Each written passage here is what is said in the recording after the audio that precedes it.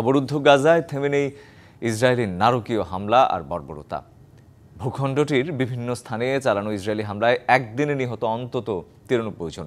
এর মধ্যে ত্রাণ নিতে গিয়ে প্রাণ গেল 30 জনের, আহত 250-রও বেশি বেসামরিক নাগরিক। এদিকে গাজা যুদ্ধবিরতি নিয়ে সুখবরের ইঙ্গিত দিলেন মার্কিন প্রেসিডেন্ট ট্রাম্প।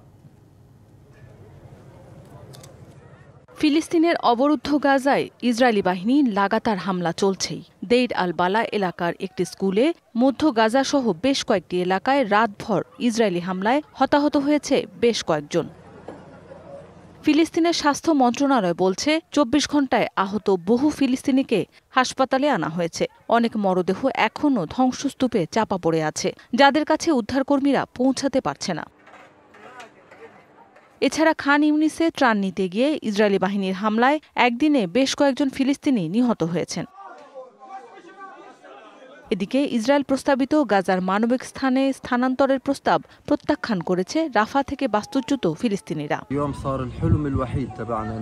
ইসরায়েলি সরকার যদি নতুন তাবু শহরে আমাদের স্থানান্তরের চিন্তা করে তা হবে ভয়ঙ্কর। রাফা ছেড়ে কোথাও যাব না, এটাই আমাদের জন্মভূমি। কোনো চাপে আমরা দেশ ত্যাগ করব না।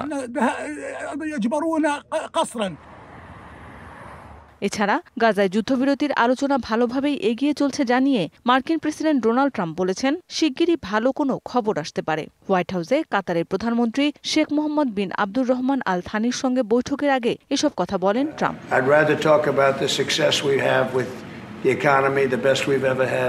মৌসুমী শান্তা, ডিবিসি নিউজ ডেস্ক।